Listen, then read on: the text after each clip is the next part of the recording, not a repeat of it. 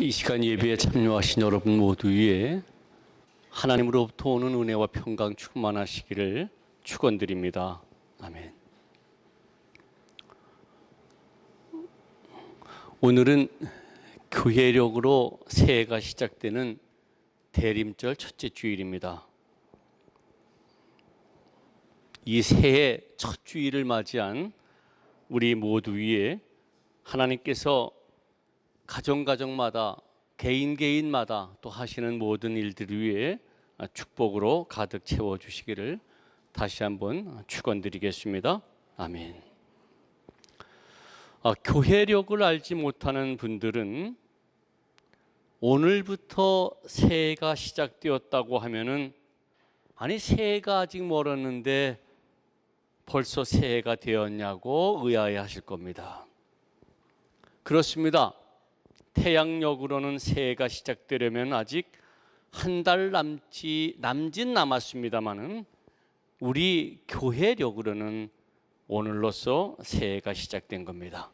지난주로 한 해가 다 끝나고 오늘부터 새해가 밝은 겁니다.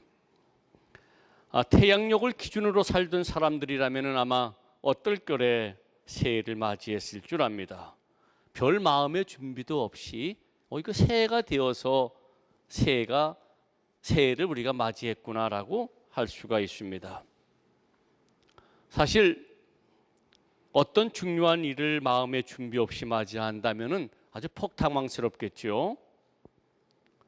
제가 고교 시절 아무 생각 없이 학교에 갔는데 그날따라 아주 왁작지껄해야 될 교실이 조용했습니다. 학생들이 앉아서 조용히 무엇인가를 공부하고 있었죠. 그래서 웬일이냐고 그렇게 물었더니 오늘 시험이 있다는 거예요. 그것도 무섭기로 아주 소문난 독일어 선생님의 쪽시험. 이렇게 가끔씩 가다가 갑작스럽게 단어를 써야 되는 것, 또 외워야 할 것들을 외우는 그런 쪽시험이 있다는 겁니다. 그리고 그분은 한 문제 틀릴 때마다 한 대씩 때렸습니다. 얼마나 당황했든지요.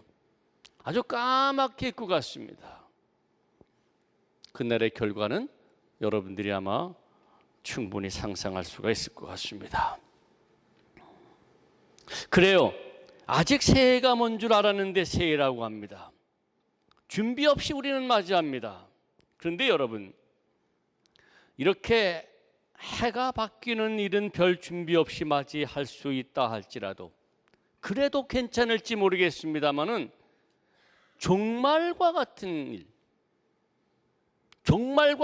일, 정말로 이 세상이 끝나는 일과 같은 중대한 사건은 그 어떤 준비 없이 맞이된다면은 그것은 보통 당황스러운 일이 아닐 수가 없겠지요.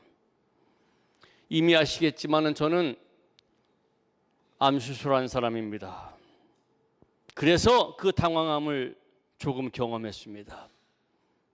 그날 내일 수술을 한다라고 환자복을 입고 우리 김해철 목사님 그 외 여러 목사님들이 오셔서 내일 수술 잘 받으라고 예배까지 드려줬는데 모든 분들이 지나간 다음에 주치의가 저와 집사람을 불렀습니다. 그리고 어느 의사에게 데려갔는데 그 의사가 암 전이만 담당하는 전문이래요. 그분 말씀이 저의 검사한 내용을 다시 살펴보니까 이미 뇌까지 암세포가 전이되어서 이 수술을 통하여서는 이 수술을 갖고는 무의미하다고 다른 방법을 선택해야 할 것이다라고 집에 돌아가라고 하는 겁니다. 그날 환자복을 벗고 병원을 나와야 할 때에 나는 아무런 준비가 아직 안 됐는데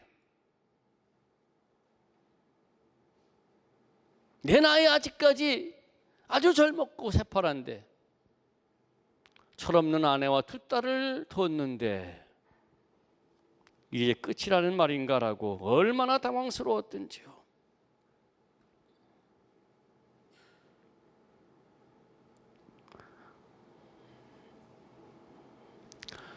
여러분, 사실 종말만이 아니라 이렇게 새해가 될 때에 이 새로운 해는 준비하는 사람에게만 새해예요.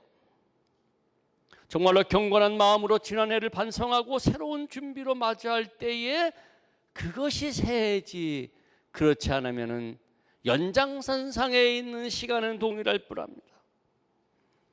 그런 차원에서 세상 사람들과는 달리 교회력으로 먼저 새해를 맞이하고 앞으로 올 태양력으로, 즉 한 달 이후에 다시 새해를 맞이하게 되는 우리들은 남다른 축복이 아닐까라고 생각합니다.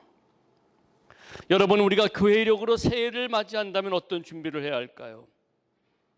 오늘부터 성탄절까지 4주간 진행되어지는 절기를 대림절이라고 하는데, 이 대림절은 기다림의 절기입니다. 그러니까 우리 기독인들은 기다림으로 새해를 맞이합니다. 무엇을 기다립니까, 여러분? 호흡하면서 살아가는 것은 무엇인가를 기다리는 것이죠. 기다리는 사람은 어쩌면 살아있는 사람이에요. 기다림이 없는 사람은 사실 살아있으나 죽은 사람이에요. 어떤 사람들은 연봉이 오르기를 기다리고 있고요, 어떤 사람들은 보다 넓은 집으로 이사 가기를 기다리고 있고요, 어떤 사람은 고상하게 민족 통일을 기다리고 있고요, 어떤 젊은이는 일평생 함께할 직장과 배우자를 만날 것을 기다리며 살아갈 겁니다. 그리고 무엇을 기다리며 살아가느냐, 그것이 바로 그 사람이 근본적으로 어떤 사람이 되느냐, 어떤 인생을 사느냐가 결정되어질 겁니다. 근데 우리 기독교인들은 2000년 전에 이 땅에 육으로 오신 예수 그리스도께서 우리 각자의 심령에 다시 오실 것을 기다리는 사람입니다. 또 하나, 그 주님께서 약속하신 대로 당신께서 이 땅에 재림주로 오실 날을 기다리는 사람들입니다. 이 기다림은 꼭 오늘과 같은 대림절만이 아닙니다. 숨쉬고 살아가는 우리들의 인생 내내 하는 기다림입니다.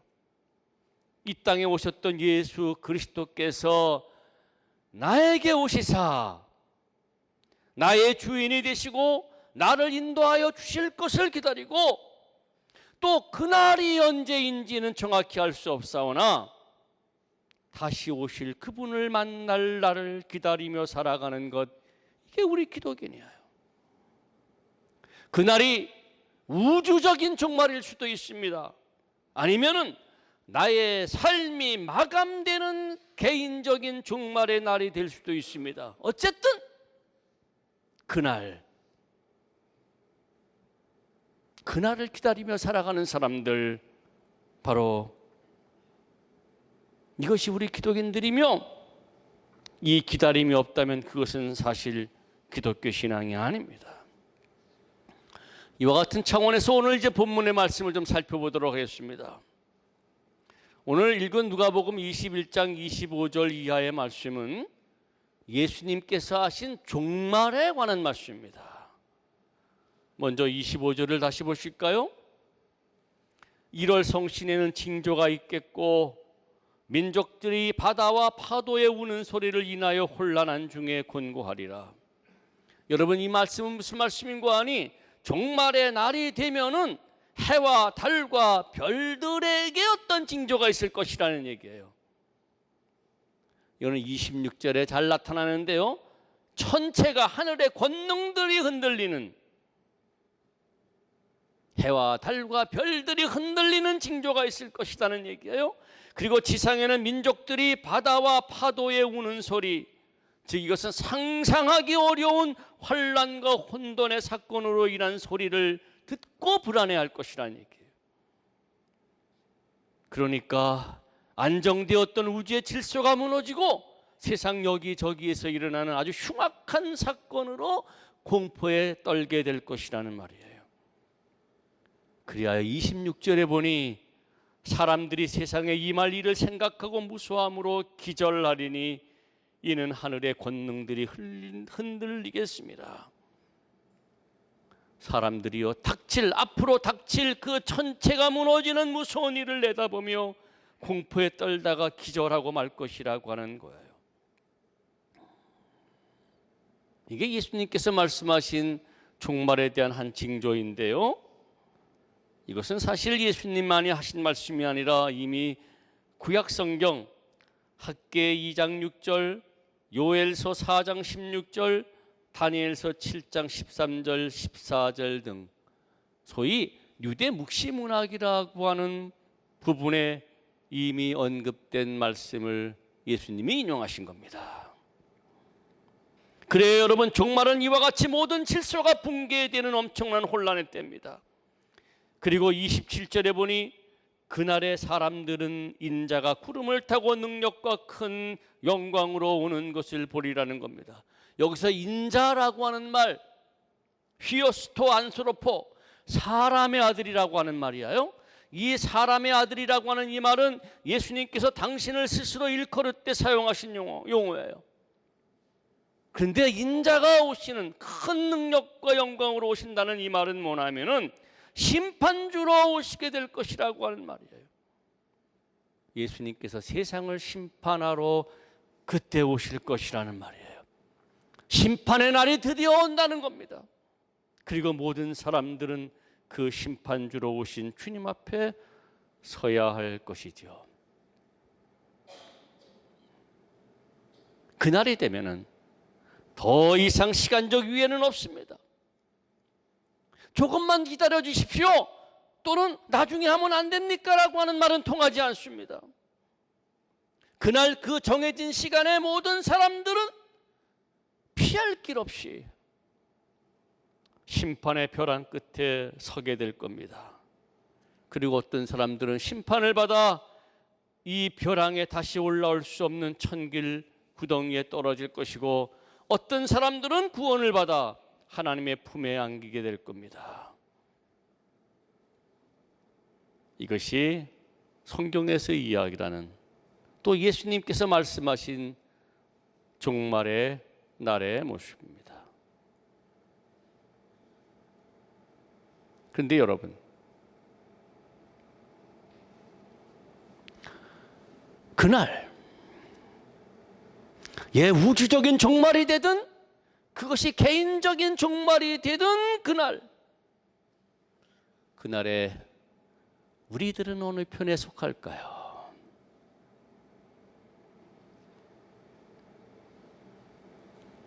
여러분들은 벼랑에서 던져짐을 받게 될까요? 아니면 구원을 받아 하나님의 품에 안기게 될까요?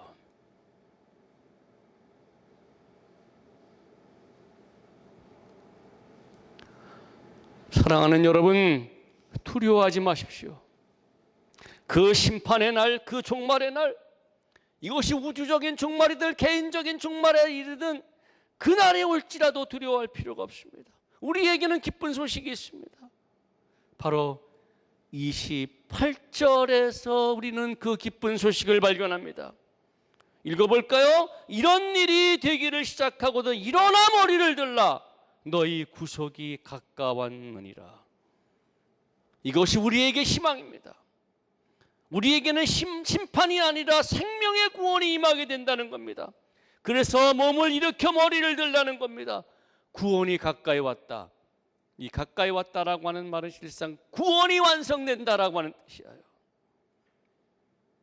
여러분, 어찌 우리에게 구원이 임한다는 말입니까?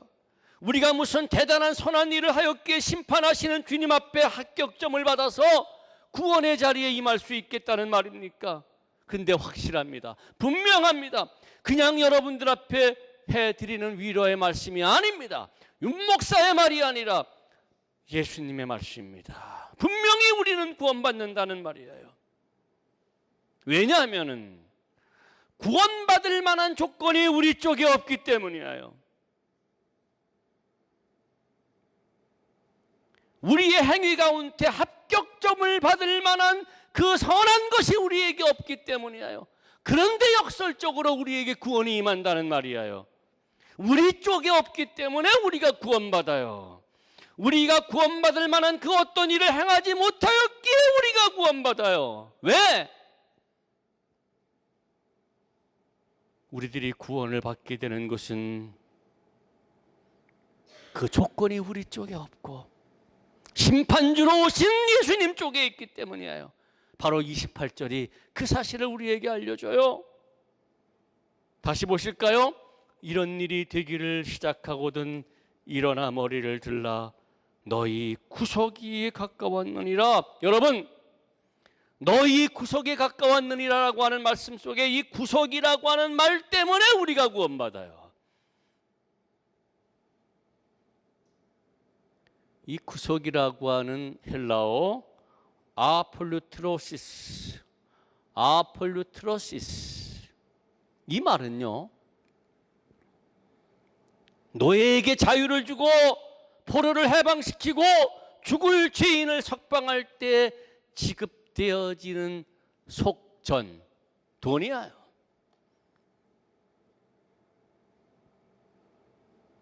그런데 이 구속이 가까웠다는 말입니다. 그래서 우리가 구원받을 때가 가까웠다는 겁니다. 무슨 말씀입니까? 여러분, 예수님께서 우리를 구원해 주기 위하여서 벌써 십자가에서 당신의 몸을 아폴루트로시스, 우리를 대신하여 속전을 내놓으셨어요. 속죄 제물로 당신을 내놓으셨어요. 우리를 죽음에서 생명으로 옮기시기 위하여, 죽을 죄를 용서해 주시기 위하여 십자가에서 당신의 몸을 속죄 제물로 바치셨어요. 그리고 우리는 그 속죄 제물로 죽으신 그 사건을 나를 위한 사건으로 믿고 있어요. 우리가 한 것은 이것밖에 없어요. 이 믿음으로. 그런데 우리는 십자가에 죽으신 예수님, 그 마지막 날 심판주로 오실 그 예수님을 영접했다라고 하는 게 하나밖에 없는데, 그것 때문에, 그 예수님 쪽에서의 구원 조건 때문에 우리는 구원받아요.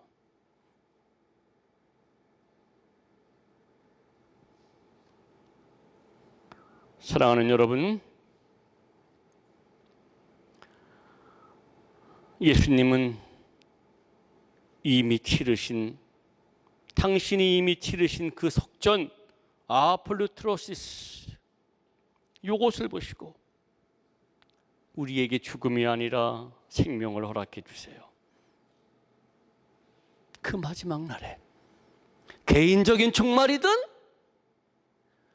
우주적 종말이든 그날에 우리는 안 죽어요.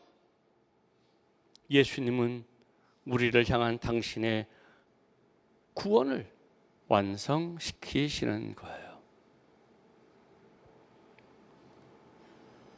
그래서 그날이 가까우면은 일어나 머리를 들라는 거예요. 기죽지 말고, 불안해하지 말고, 기절해하지 말고, 일어나 머리를 들라. 소망을 가지라는 거예요.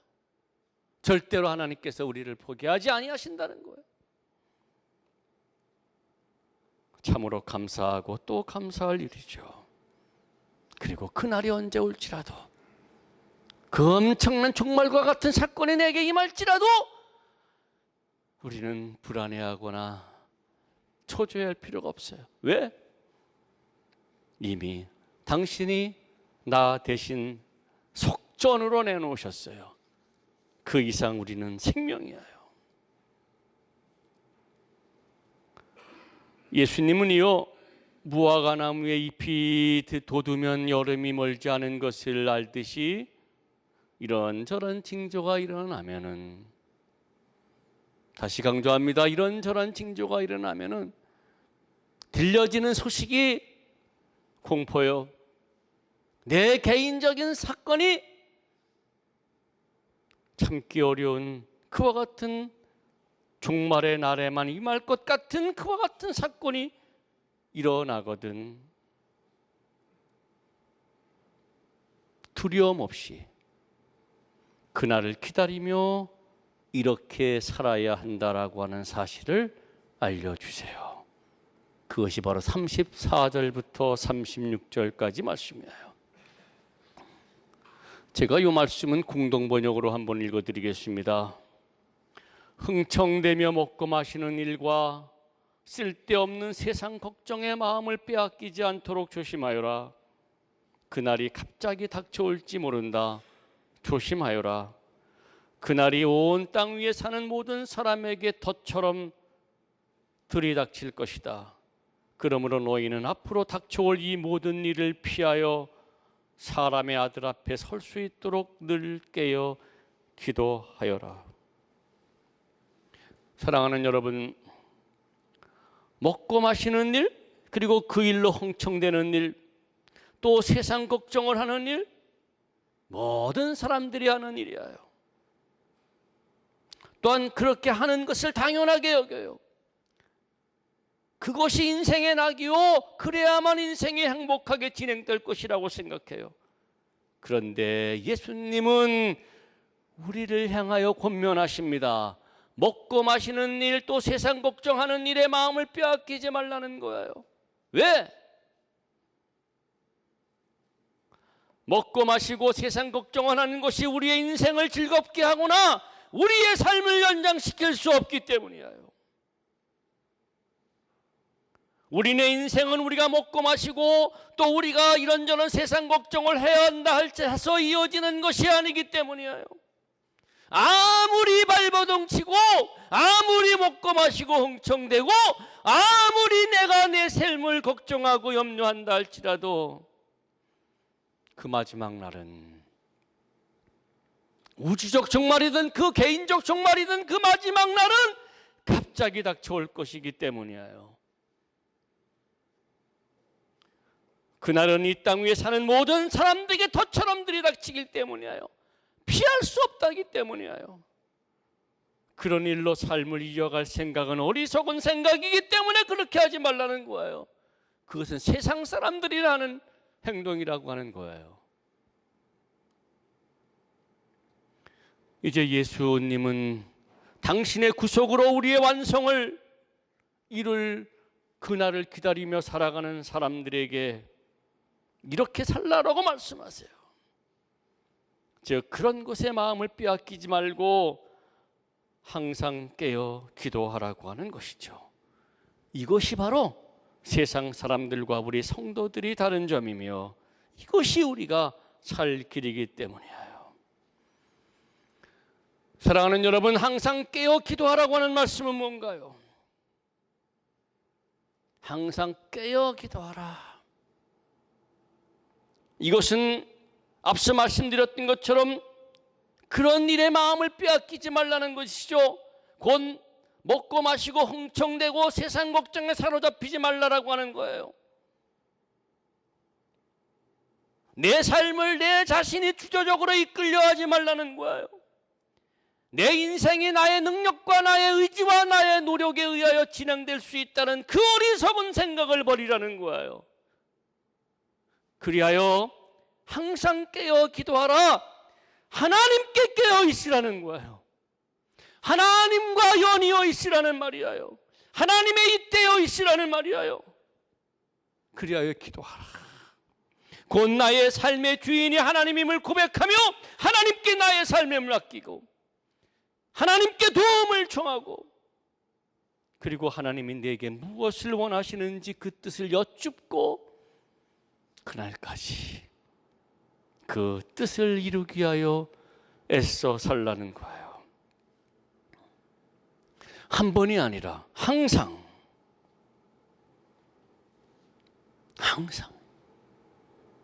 이렇게 예배 드릴 때 이곳에만 그렇게 하라는 것이 아니라 살아가는 현장 매 순간이에요.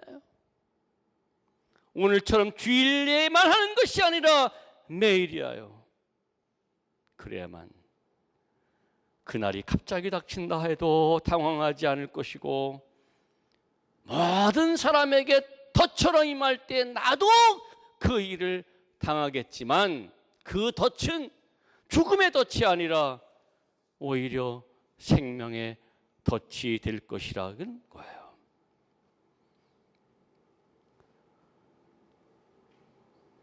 아기 예수님이 이 땅에 다시 오실 날을 우리는 얼마 남지 않았어요. 그날은 세상 사람들에게 심판의 날이 되겠지만은 예수님의 십자가의 죽으심으로 구속함을 입은 우리 성도들에게는 우리의 구원이 완성되는 날이에요. 이 날을 기다리며 이제 우리 믿음으로 나는 구원은 따놓았어, 당상이야 라고 마음 놓고 있다면 그것은 교만이에요. 감사하고 찬양만 하고 있다면 그것은 어리석임이요 착각이에요. 오히려 우리들의 마음을 새롭게 해야 되죠. 이미 구속함을 입었음에도 불구하고 여전히 먹고 마시고 흥청거리며 세상 걱정에 빠져 있지는 않은가? 우리 자신들을 겸허한 마음으로 돌아봐야 하죠. 더 나아가서 깨어 기도하지 못하였기에 내 삶을 스스로 책임지겠다고 헐떡거리면서 하나님의 뜻을 이루기보다는 세상 일에 분주했던, 혹 내가 그렇지 않은가 내 자신을 돌아보며 회개해야 할 것이죠. 이제 바라기는 새해가 시작되는 이 대림절 첫째 주일을 맞이하여서 사랑하는 여러분, 항상 깨어 기도하시기를 바랍니다. 그래서 주님 앞에 서는 날, 그날이 언제 올지 모르겠지만은 온다 할지라도 당황 없이 이미 허락받은 우리의 구원을 완성하는 그 축복을 우리 모두 함께 누리게 되길 주의 이름으로 축원드립니다. 아멘. 모든 지각에 뛰어난 하나님의 평강이 그리스도 예수 안에서 여러분의 마음과 생각을 지키시리라. 아멘.